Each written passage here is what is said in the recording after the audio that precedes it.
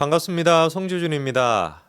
이번에 총선이 끝나고 난 뒤에 제가 이제 개인적으로 식사 자리를 갖거나 제 지인들이랑 만나서 얘기를 하다 보면은 제일 많이 듣는 얘기가 그거예요. 일단 첫째, 대한민국 망한 거 아니냐라고 하는 질문 제일 많이 듣고요. 그리고 두 번째, 이민 가고 싶다. 정말 대한민국 국민들의 인식 수준 자체가 이해가 안 된다라는 겁니다.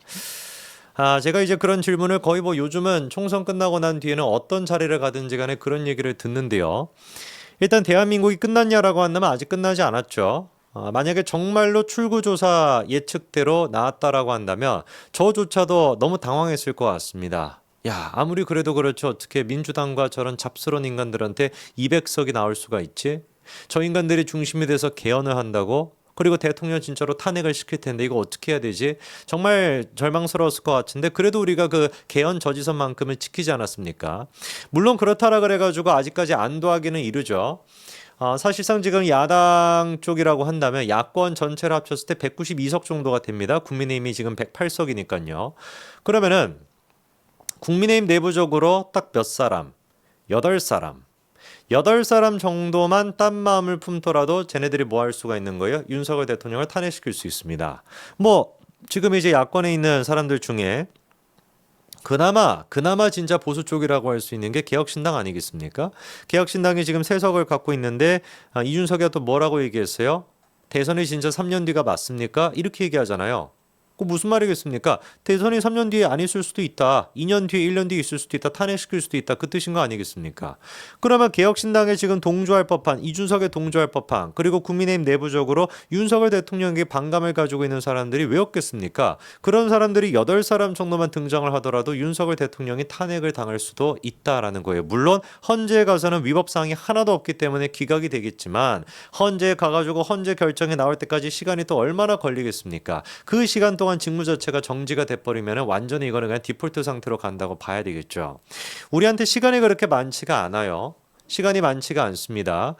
조금만 있으면 재보궐선거 있을 거고요. 2년 있다가 지방선거가 있습니다. 사실 그러면 1년 뒤부터는 또 지방선거 시즌이 시작이 되겠죠. 그리고 지방선거 끝난 직후가 또 바로 뭐가 시작됩니까? 대선 시즌입니다. 3년 있다가 대선이니까. 정말 우리한테는 시간이 별로 없어요. 그렇기 때문에 지금 이 순간에 뭘 해야 되는 거냐? 절망하고 좌절할 것이 아니라 빨리 문제의 원인을 파악해가지고 해결책을 마련하고 이거를 우리가 돌파할 수 있는 방안을 생각을 해야 되는데 여기서 중요한 게 아까 제가 들었던 두 번째 질문인 겁니다. 대한민국 망했다. 그 다음에 뭐라고 했습니까?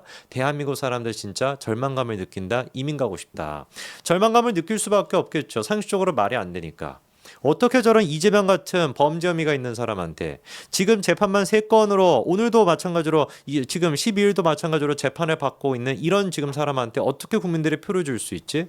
어떻게 조국 같은 사람한테 조국 자체가 2심까지 이미 실형을 선고받았고 박은정이 같은 경우도 수사를 받고 있고 황운하 같은 경우도 실형을 선고받았는데 어떻게 저런 사람들이 12석이나 가져갈 수가 있지?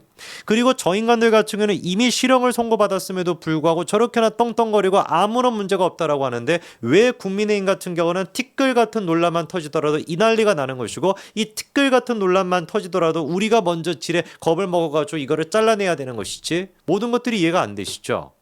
당연히 이해가 안 될 수밖에 없습니다. 왜? 그게 맞으니까. 그런데 중요한 게 그거라니까요. 여기서 멈추면 안 된다고 우리 사고의 폭이.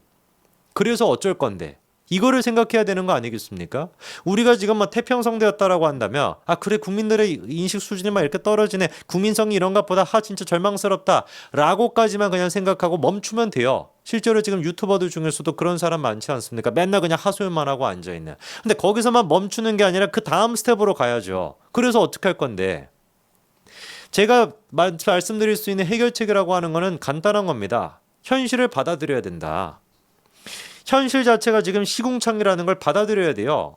그렇지 않습니까? 운동장이 기울어져 있다는 걸 받아들여야 된다니까요. 운동장이 기울어져 있는데 물론 기울어져 있는 운동장을 우리가 차츰차츰 이제 낮춰가지고 평평하게 만들어야 되겠죠. 그런데 그거는 장기적인 시간이 필요한 것이고 일단 그렇게 맞춰가기 위해서라도 뭘 해야 됩니까? 우리가 선거에서 이겨야 되잖아요.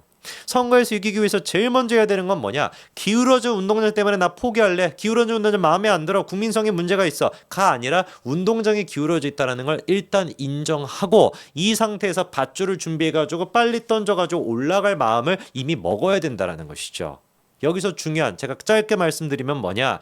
기준 자체를 선거를 치를 때 기준을 어디에 둬야 된다라는 거예요. 우리의 기준에 맞춰 가지고 보면 안 되는 것이고 이미 기울어져 운동장 저 위에 있는 사람들 정치에 관심이 없어 하는 그 사람들의 기준에 맞춰 나갈 수밖에 없다라는 겁니다. 설령 그게 잘못된 거라고 하고 설령 그게 뭐라고 할지라도 팩트가 아니라고 할지라도 이게 지금 굉장히 중요한 문제가 있습니다.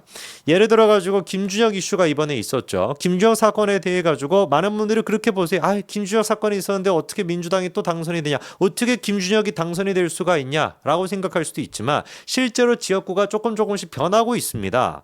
이번에 이제 그 수원에서 무효표가 무려 4,696표나 나왔습니다. 이게 왜 무려라고 제가 말씀을 드렸냐? 김준혁과 이수정 두 사람의 표 차이가 2,377표거든요. 두 사람의 표차, 김준혁이가 2,300표 정도를 얻어가지고 당선이 됐는데 더 많이 얻어서 당선이 됐는데 무효표 같은 경우는 그거의 2배 가까이나 된다는 겁니다. 이게 지금 방증하는 게 뭐겠습니까? 민주당 쪽에 있는 사람들이 김준혁을 찍기 위해서 갔다가 도저히 김준혁을 못 찍었던 거예요. 아무리 내가 민주당을 지지하고 국민의힘을 지지하지 않는다라고 할지라도 저렇게나 막말을 내뱉고 저렇게나 망언했었던 사람을 내가 못 찍겠다. 그래가지고 2번을 찍어버리고 빗나가게끔 찍고 칸을 어겨가지고 찍고 이래가지고 이게 4,696표나 나왔다니까요. 운동장이 기울어져 있습니다. 운동장이 기울어져 있기 때문에 김준혁 같은 논란이 터졌음에도 불구하고 김준혁이 당선이 됐어요. 우리는 김준혁에 비교하는 것조차도 미안할 정도로 말도 안 되는 진짜 오해 그 자체인 논란이 터지더라도 우리는 잘라냈습니다. 그런데 그렇게 할 수밖에 없다니까요. 운동장이 기울어져 있기 때문에. 근데 그렇기 때문에 무조건 그냥 기울기만 하고 있냐? 그건 또 아니라는 것이죠. 이 무효표만 보더라도 뭘 알 수 있는 거예요? 조금씩 분명히 국민들은 지금 자정 작업이 이루어지고 있다는 겁니다. 참아내가 민주당은 못 찍겠다라고 하는 거. 그게 이번에 도봉갑에 김재서 후보한테도 똑같이 나타났던 거 아닙니까? 김주영 사태에 대해 가지고 이번에 조선일보가 이런 분석을 하더라고요.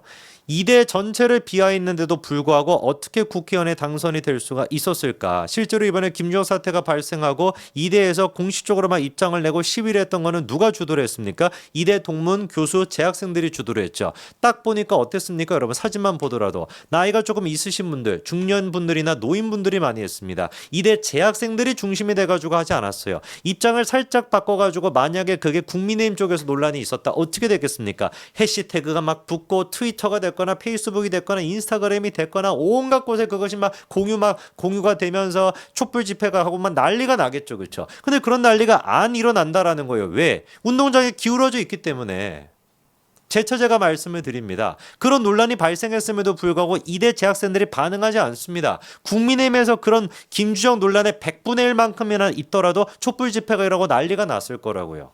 근데 이거를 어떻게 해야 된다? 이런 지금 불공정 자체를 우리가 어떻게 해야 된다? 받아들여야 된다라는 거예요. 어떻게 하겠습니까? 그러면 나 이러니까 그냥 포기할래. 이러면 되겠습니까?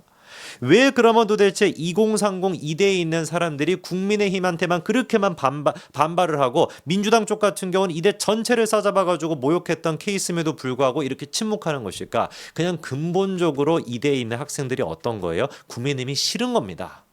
이게 지금 대한민국 정치에서 제일 중요한 포인트예요. 윤석열 대통령이 잘못한 게 뭐가 있냐? 없어요. 김건희 여사가 잘못한 게 뭐가 있냐? 없다니까요. 지금 민주당이 특검해야 된다라고 주장하는 거를 생각하면 다 터무니없는 얘기입니다. 그거 누가 모르겠습니까? 누가 모르겠습니까? 라고 하는 얘기가 누구한테만 들리는 거예요? 여러분들, 지금 시청하시는 여러분들과 저한테만 들린다니까요. 정치에 관심이 없는 사람들한테는 그렇게 안 들려요. 이게 무슨 말인지 이해가 되십니까? 윤석열 대통령이 아무것도 잘못하지 않았음에도 불구하고 그냥 싫어하는 거예요. 김건희 여사가 아무것도 잘못한 게 없음에도 불구하고 그냥 싫다는 겁니다. 그냥 싫어. 감정적으로 싫어. 국민의힘 자체가 그냥 싫어 라고 생각하다 보니까 감정의 영역이 되니까 이성적으로 우리가 이거를 해석할 수가 없다라는 것이죠. 거기서부터 기울어진 운동장이 만들어지는 거 아닙니까? 우리가 선거에서 승리하기 위해서는 어쩔 수가 없습니다. 앞으로 제가 아까 타임라인을 정리해드린 것처럼 계속 중요한 선거가 있습니다. 그 중요한 선거를 치를 때 우리가 제일 먼저 생각해야 되는 건 뭐예요? 운동장은 기울어져 있다. 그래서 우리는 민주당에 비해서 100배, 1000배 더 조심해야 된다. 어쩔 수가 없습니다. 이거를 부정해버리는 순간 선거 포기하겠다라는 뜻이에요. 아, 국민성에 문제가 있어. 대한민국 문제가 있어. 그럼 넌 대한민국 떠나라고. 그런 유튜버들은 대한민국 떠나시라고요. 어떻게 하라는 겁니까 도대체? 우리는 더 조심할 수밖에 없죠. 더 조심하고 100배, 1000배 더 변화해야죠. 분명히 민주당의 김주현 막말에 대해 가지고 무효표가 4,000표 가까이 되는 이런 게 쏟아져 나온다라고 한다면 가능성이 없다라는 뜻입니까? 그렇지 않습니다. 우리 할 수 있습니다. 정말 더 조심하고 더 변화해 가지고 충분히 우리 승리할 수 있습니다. 여기까지 말씀드리겠습니다. 감사합니다.